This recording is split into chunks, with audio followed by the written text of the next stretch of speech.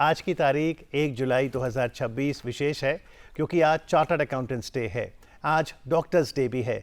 और अगर आपके जहन में सवाल आता है कि एक ही तारीख को डॉक्टर्स डे और सीए डे क्यों मनाया जाता है, तो आंसर बहुत सिंपल है, हेल्थ इज़ वेल्थ। और डीडी मॉर्निंग शो के वेडनेसडे एडिशन में आज सीए डे सेलिब्रेट करने हमारे साथ हैं चार्टर्ड अकाउंटेंट प्रीति सावला। नमस्कार। सेंट्रल काउंसिल मेंबर आईसीआई से।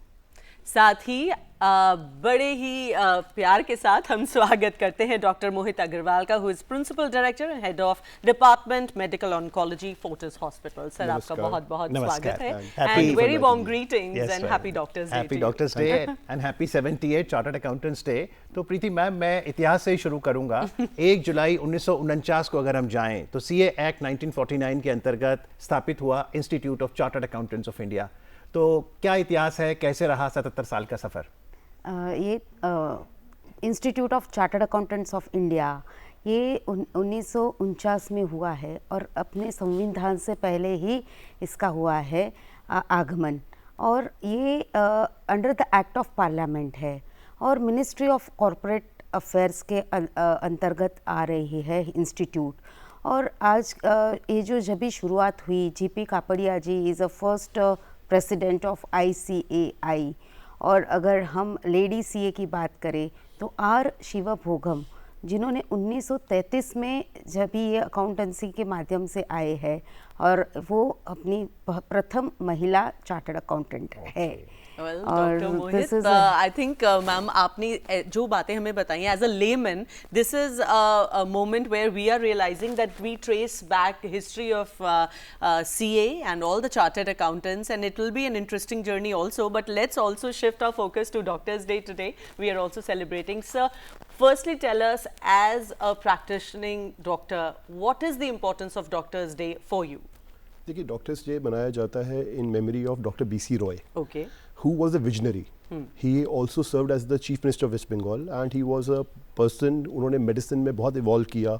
उस टाइम पे उन्होंने बहुत इंस्टीट्यूट्स इवॉल्व किए। Okay. तो he established the medical practices in India. तो मुझे यही समझ में आता है कि when you treat a patient, it is not only about empathy, it is also about compassion. फ़र्क कितना है, एम्पैथी में you understand the pain of the person, compassion में you act on it as well. Right. So medical profession is not just about the treatment and the diagnosis. It is also about the empathy and compassion and obviously awareness which we all need to spread. बिल्कुल। तो हमने जाना इतिहास दोनों ही दिन का। Doctors day 1 जुलाई को इसलिए मनाया जाता है कि डॉक्टर बीसी रॉय का आज जन्म दिवस है, जो कि वेस्ट बंगाल के दूसरे चीफ मिनिस्टर रहे। और जो भारत में सबसे बड़ा मेडिकल का पुरस्कार है वो भी उन्हीं के नाम पर है, डॉक्टर बीसी रॉय पुरस्कार। लेकिन अगर अब दोनों ही प्रोफेशन के इवॉल्विंग रोल को देखें तो चार्टर्ड अकाउंट का नाम आते ही हम अकाउंटिंग, ऑडिट सोचते हैं। कैसे बदला है ये रोल 7 दशकों में? अगर हम हिस्ट्री में जाते हैं और झांकते हैं तो पहले सीए का मतलब ऐसे था टैक्स और ऑडिट, बट अभी ये सीमित सिर्फ टैक्स और ऑडिट के लिए नहीं है। अगर आज हम सीए का रोल देखें तो हर एक कंपनी में, हर एक मिनिस्ट्री में, हर जगह सीए है। सीए आर्टिफिशियल इंटेलिजेंस में भी है और सीएफओ भी है और सीए स्टार्टअप और एमएसएमई में भी है। और ऐसी कोई जगह नहीं है जहाँ पे सीए नहीं है। और विकास और प्रगति के लिए सीए का होना ज़रूरी है और सीए की वजह से विकास और देश का विकास, जैसे अपने देश की अर्थव्यवस्था में भागीदारी है और बहुत बड़ा, बहुत महत्वपूर्ण हिस्सा है। सो हर एक ही हिस्से में सीए का रोल बहुत ही महत्वपूर्ण हो रहा है जी। और डॉक्टर्स के इवॉल्विंग रोल को देखें तो एक वक्त होता था कि मैं अगर आपके पास आऊँ इसका मतलब मैं बीमार होऊंगा, लेकिन आज मैं प्रिवेंटिव क्योर के लिए भी आता हूँ। देखिए, बिल्कुल ज़रूरी है। मेरे ख्याल से prevention is always better than a cure. तो हमें अवेयरनेस फैलानी है कि जो अपनी जनरल हेल्थ चेकअप, और देखिए जो चीज़ें हम कर सकते हैं as a normal person to prevent, वो सबसे बेटर है एज कम्पेयर टू कि जब बीमारी हो जाए और आप इलाज के लिए। क्या करें प्रिवेंशन के लिए? तो प्रिवेंशन के लिए हेल्दी लाइफस्टाइल सबसे इंपॉर्टेंट है, जिसके अंदर आप नियमित रूप से एक्सरसाइज करिए, अपने वेट को चेक में रखिए, ठीक है। You can do yoga, meditation. आप जो ये हमारी चीज़ें हैं, टोबैको, अल्कोहल, इनसे जितना दूरी बनाएं उतना अच्छा है। अपने साथ वालों को भी मना करिए कि वो सब चीज़ों में। तो आइए रोल रिवर्स करते हैं। प्रीति जी, आप सेहत में इन्वेस्ट करती हैं, क्या करती हैं? जैसे इक्विटी और डेट में रिटर्न ऑफ इन्वेस्टमेंट आता है, ऐसे सेहत का भी रिटर्न ऑफ इन्वेस्टमेंट ज़रूरी है। जी। और उसके लिए हमको रोज़ वॉकिंग करना है, योगा करना है, प्राणायाम करना है, आलोम विलोम करना है, और साथ में खाने पे भी बहुत नियंत्रण करना है, और हेल्दी खाना खाना बहुत ही ज़रूरी है। आइए अब डॉक्टर साहब से पूछते हैं, आप फाइनेंसेस कैसे मैनेज करते हैं? देखिए, मैं भी डाइवर्सिफाई करता हूँ, मैं भी इक्विटी में, कमोडिटीज़ अच्छा। में, म्यूचुअल फंड में। बस रिटर्न थोड़ा मैं जानना चाहता हूँ, और बढ़ा दें तो अच्छा है, 24-25% का दे दें एनुअलाइज रिटर्न तो ठीक है। अभी हम प्रिवेंटिव मेजर्स की बात कर रहे थे, बिकॉज आप ऑन्कोलॉजिस्ट हैं, मैं रोक नहीं पा रही हूँ अपने आप को पूछने से कि कैंसर जो आज इतना कॉमन एक बीमारी बन गया है, उसकी प्रिवेंशन के लिए अर्ली, जिससे हमें पता चल जाए कि अगर किसी को कैंसर है, अर्ली स्टेजेस पे डायग्नोस हो पाए, उसके लिए आप क्या कहते हैं? देखिए, एक हेल्दी लाइफस्टाइल की बात तो हमने थोड़ी बहुत करी।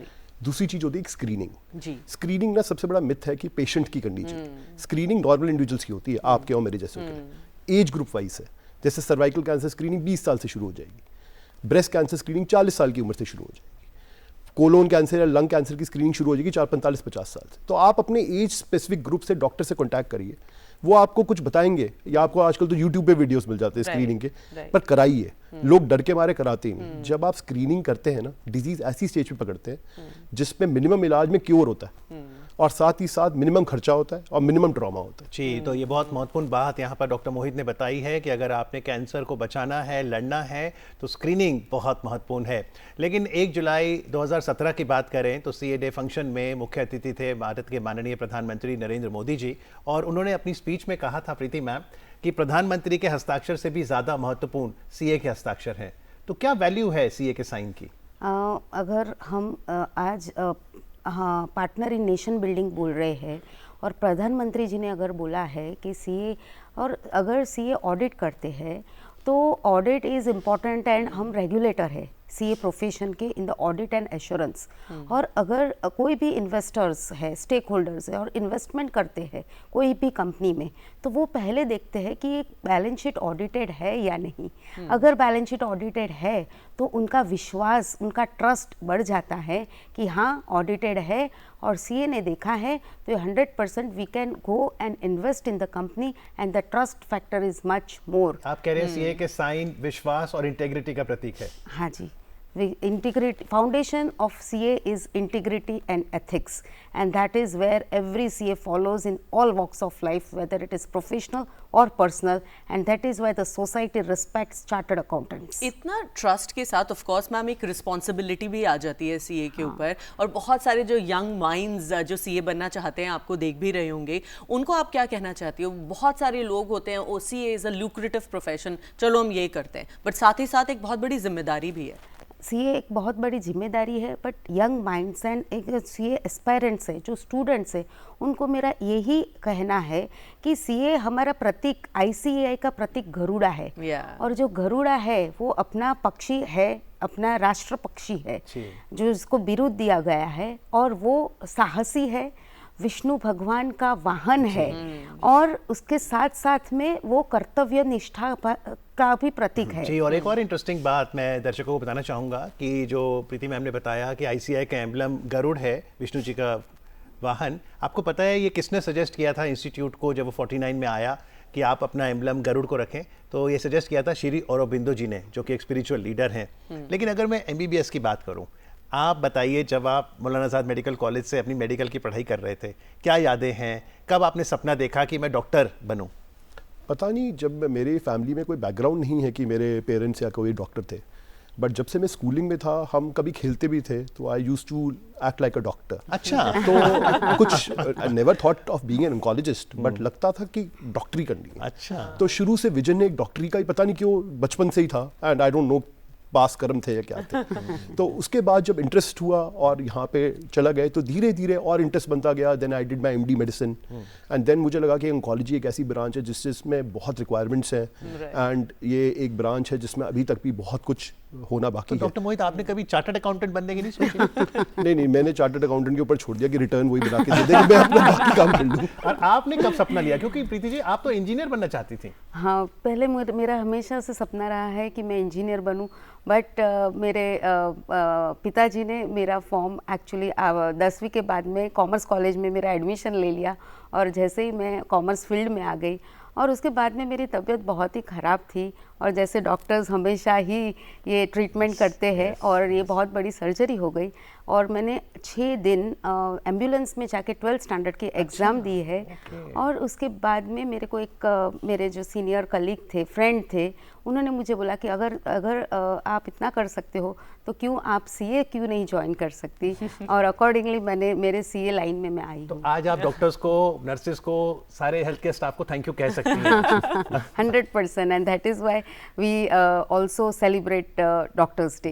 राइट, एंड डॉक्टर के जीवन में जब एक बार आपका करियर शुरू हो जाता है तो फिर there is no time for you, but जो एमबीबीएस और एमडी की लोगों की कहानियां होती है वो बहुत इंटरेस्टिंग होती हैं, because those days you always miss, आप कोई भी मुकाम हासिल कर ले, उनके बारे में कुछ बताइए, हमें भी उसमें शामिल कीजिए। और हमें पता है कि मैमसी का जो फेस्ट नहीं होता साइनैप्स, उसमें अंताक्षरी में भी भाग लिया आप। चलिए, मैं आपको एक बड़ा इंटरेस्टिंग वाकया बताता हूँ। जैसे आपने मुन्ना भाई एमबीबीएस सीखी होगी, तो एक लेक्चर थिएटर होता है, राइट, वैसे ही 150 स्टूडेंट्स होते हैं जब एक लेक्चर चल रहा होता है। तो प्रोफेसर यूजुअली 9 बजे लेक्चर होता है, 9:10 तक आते हैं, तो सारे स्टूडेंट्स आ रहे होते हैं। एक बार एक प्रोफेसर साहब 9 बजे आ गए और उन्होंने सील कर दिया डोर कि बस सबको एंटर नहीं करेगा। तो एक डोर आगे था, एक डोर पीछे था। आगे वाले डोर के पास वो खुद खड़े थे। तो अब वो कैंपस में डॉग्स होते हैं जो अपने दोस्ती बन जाते हैं क्योंकि वो वहीं रहते हैं। तो 20-25 स्टूडेंट बाहर वेट कर रहे थे, अंदर नहीं आ सके थे।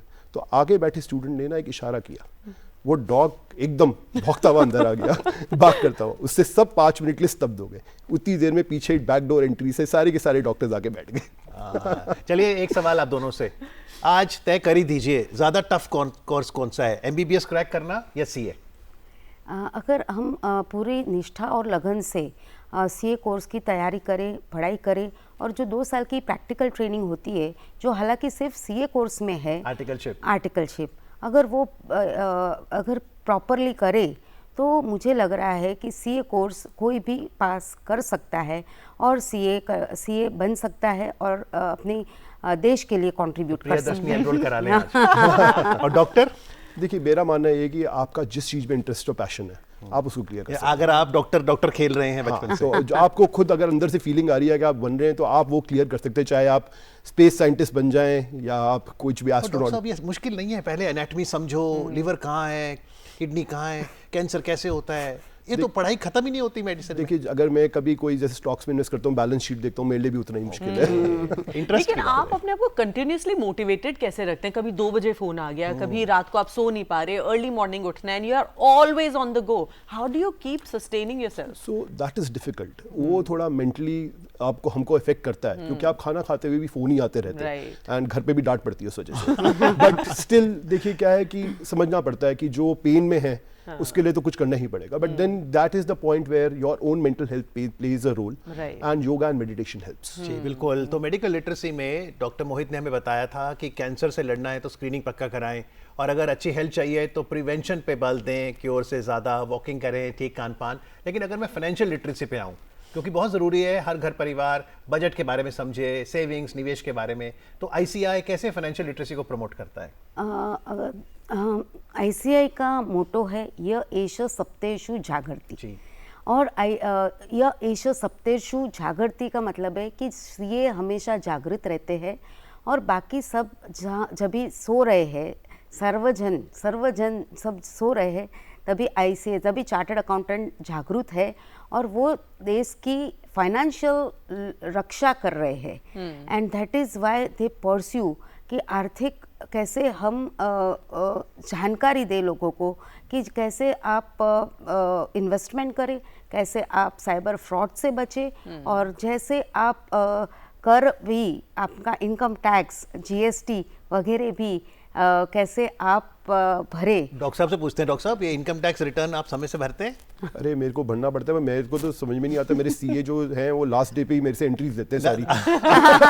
देखिए यहाँ पे मैम एक शिकायत है, अब आप इसका जवाब दे दीजिए। सीए तो क्या है 1 अप्रैल से और 1 जून से फॉलोअप करते हैं, हाँ। लेकिन सब लोग अपने कार्य में इतने बिजी होते हैं, अपने बिजनेस में इतने बिजी होते हैं कि हाँ ड्यू डेट पे ही सारे लोग आते हैं। डॉक्टर साहब आपके कोर्ट में वापस आ गए, आप क्लिनिक में बिजी बहुत रहते हो अस्पताल में। बट जो भी है मेरी जो मिस्ट्री एंट्रीज वो बोलते हैं जिसमें जो थोड़े बहुत के अमाउंट्स होते हैं उसकी सारी डिटेल्स मुझसे लास्ट डे पे इसीलिए आईटीआर जरूरी है, क्योंकि पूरे वित्त वर्ष का जो लेखा जोखा है उसको पारदर्शिता से आप इनकम टैक्स रिटर्न में दायर करते हैं। अब याद रखिए जो आईटीआर है ये डायरेक्ट टैक्स है और जीएसटी जो है वो इनडायरेक्ट टैक्स है। और आज 1 जुलाई प्रियदर्शनी इसलिए महत्वपूर्ण है क्योंकि 1 जुलाई 2017 को एक बहुत अच्छा इनडायरेक्ट टैक्स रिफॉर्म आया, जीएसटी। तो आज जीएसटी के 9 साल पूरे हो रहे हैं। प्रीति मैम, कैसे समझे हम इस रिफॉर्म को? 9 साल में जीएसटी बहुत आगे बढ़ गया है और अगर आप जीएसटी के माध्यम से अगर देश का भी इतनी सारी प्रगति हो गई है, क्योंकि आप जीएसटी का कंट्रीब्यूशन आप देखें तो हर साल भर बढ़ता ही जा रहा है। तो उसकी वजह से और सीए जब भी जीएसटी शुरू आया है तब से सीए का भी कंट्रीब्यूशन बहुत हुआ है इसमें। और जैसे जीएसटी की एपिलेट ट्राइब्यूनल हो रही है, अभी शुरुआत हुई है, जो लिटिगेशन वगैरह जो पहले जो एस्टैब्लिश हुए हैं जीएसटी और अभी कुछ लिटिगेशन में भी आ रहे हैं, तो अपीलेट ट्राइब्यूनल, तो अभी हमने अपीलेट ट्राइब्यूनल में जो भी मेंबर्स थे उनके लिए भी हमने आउटरीच प्रोग्राम किए हैं और सो दैट कि अवेयरनेस बढ़े और कैसे ही चार्टर्ड अकाउंटेंट्स प्लस सारे माध्यम और बिजनेसेस के लिए जो भी हम इसका समाधान कर सकते हैं वो करें। आगे बढ़ने की बात हो रही है डॉक्टर मोहित, इवन ऑन्कोलॉजी के क्षेत्र में कैंसर के जो बहुत सारे नए रिसर्चेस भी सामने आ रहे हैं, इसके बारे में क्या कहेंगे? हमें क्या पता है? Will there ever be a time where we will live in a space which is cancer free? देखिए, अगर कैंसर फ्री तो अभी कह नहीं सकते, बट कैंसर का मैनेजमेंट बहुत हाई लेवल पे पहुंच जाएगा, जिसमें जो अब जमाना आ रहा है वो पर्सनलाइज ट्रीटमेंट का है। Okay. मतलब मैं हमेशा कहता हूँ कि मेरे ओपीडी में 2 individual same age height weight के आ जाए, सेम कैंसर डायग्नोसिस हो, सेम स्टेज हो, दोनों का इलाज बिल्कुल अलग होगा कि उसकी पर्सनल बायोलॉजी और नेचर के हिसाब से।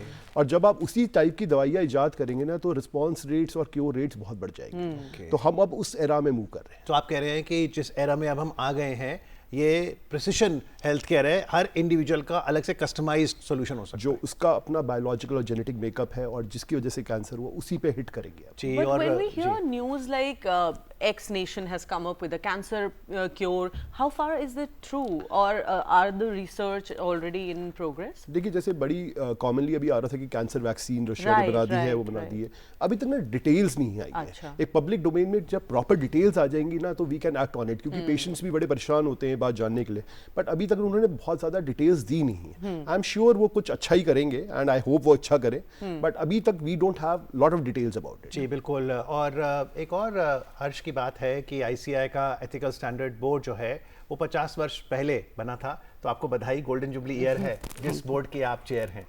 तो मैम एथिक्स बहुत ज़रूरी है अब जब एआई का ज़माना आ गया, क्योंकि जो पर्सनलाइज्ड ट्रीटमेंट की बात डॉक्टर साहब कर रहे हैं वो इसलिए संभव है कि आपके पास डेटा पॉइंट्स बहुत हैं। तो कैसे आप दोनों रिस्पॉन्सिबल एआई यूज़ करते हैं कि आप प्रिस्क्रिप्शन किसी जीपीटी पे ना डाल दें या आप किसी का पैन, आधार, आईटीआर जीपीटी पे ना डाल दें, सार्वजनिक ना करें क्लाइंट के कंसेंट के बिना, क्योंकि अब डीपीडीपी एक्ट भी है, digital personal data protection act. Responsible AI पे कितना बल है? रिस्पॉन्सिबल एआई का बहुत ही ज़रूरी है और अगर आप डीपीडीपी एक्ट की स्पेसिफिकली बात करें तो उसमें बहुत सारी पेनल्टीज आर वेरी ह्यूज। तो क्योंकि डेटा ऐसा है ना कि अगर वो क्रैक हो जाए तो उसकी वजह से है ना not only in India but वैश्विक स्तर पे भी बहुत हानिकारक हो सकता है। सो इसके लिए डेटा प्रोटेक्ट करना बहुत ज़रूरी है और आर्टिफिशियल इंटेलिजेंस के माध्यम से अगर हम उसको पॉजिटिवली भी हम यूज़ कर सकते हैं और नेगेटिवली यूज़ कर सकते हैं, क्योंकि डेटा सॉवरेनिटी बहुत इंपॉर्टेंट है। तो डॉक्टर साहब क्या फिर डॉक्टर्स इस दिशा में ट्रेनिंग लेते हैं? इमर्जिंग टेक्नोलॉजी आ रही है तो हम प्रिवेसी और डेटा सिक्योरिटी को भी समझें। हाँ बिल्कुल, देखिए जो हमारे सॉफ्टवेयर्स हैं जो हमारे हॉस्पिटल में भी प्रोवाइडेड है वो सारे इंक्रिप्टेड होते हैं और एक पूरा डिपार्टमेंट होता है जो देखता है इसकी इंटीग्रिटी मेंटेन हो और कोई भी डेटा लीक ना हो, पेशेंट का नाम, उसका प्रोफाइल बिल्कुल लीक ना हो जो ये डाइवल्ज हो सके। तो वो चीज़ें ध्यान दी जा रही हैं। ऑब्वियसली ये और एक इवॉल्विंग क्षेत्र है, तो आई एम श्योर कि इसमें अभी और डेवलपमेंट भी होना बाकी है। जी do you- yes, please ICI ने हमने हमारे 5 लाख प्लस मेंबर्स है और बहुत 10 लाख जितने स्टूडेंट्स हैं, तो हमने एक सर्टिफिकेट कोर्स किया हुआ है और जिससे हमारे 50,000 के ऊपर मेंबर्स ऑलरेडी ट्रेन हो चुके हैं। और अभी हमने यूनिकॉर्न सर्वम के साथ भी हमने एक एमओयू किया हुआ है और हम स्टूडेंट्स को भी इसकी ट्रेनिंग दे रहे हैं so that the awareness and actually they use this artificial intelligence and take the do the work so that the efficiency of the work is to increasing. Preeti ma'am, चलते चलते आज जब institute of chartered accountants of India 78 CA day मना रहा है, तो आज मुख्य आयोजन राजधानी दिल्ली के विज्ञान भवन में है, उस कार्यक्रम के बारे में बताइए। आज हमारा बहुत बड़ा कार्यक्रम है और हमको बहुत खुशी है कि हम 78th ईयर मना रहे हैं और ये सारे विश्व भर में हम बता रहे हैं कि this is a happiest day in our institute's life. And vice president of India Radhakrishnan ji भी पधारने वाले हैं और इसके ज़्यादा खुशी की बात और नहीं है कि हम ये विश्व भर में और सीए ज़्यादा से ज़्यादा सीए स्टूडेंट्स जुड़े उसमें सीए हो। एक सीए बनने से एक स्टूडेंट का, एक परिवार का, एक कुटुंब का और एक और नेशनल राष्ट्रीय स्तर पे और वैश्विक स्तर पे बहुत उद्धार होता है। जी, और डॉक्टर्स डे कैसे सेलिब्रेट करें, हम तो आपको बिल्कुल आभार व्यक्त करते हैं। देखिए, डॉक्टर्स डे के लिए सेलिब्रेशन पेशेंट्स के साथ ही होता है। आपको पेशेंट्स को पूरा केयर देना है, पेशेंट्स की विशेस लेनी है तो उनको भी सर्व करना है। Doctors day is not only for doctors, it is for everyone, Right. Because doctor is for everyone and everyone needs a doctor. अगर हर पेशेंट आज लड्डू ले आया तो क्या करेंगे आप? तो कुछ नहीं होता, आधा उनको खिला देंगे। There's always a cheat day. जी, तो बहुत ज़रूरी है कि Thank जो भी you. आहार आप खाएं वो बिल्कुल बैलेंस डाइट हो। और आज कार्यक्रम में आके सीए डे, डॉक्टर्स डे में बैलेंस बिठाने के लिए प्रीति मैम आपका, डॉक्टर मोहित आपका बहुत बहुत आभार and greetings once again on happy doctors you day, for happy having me. Chartered accountants day. Thank you. Thank you.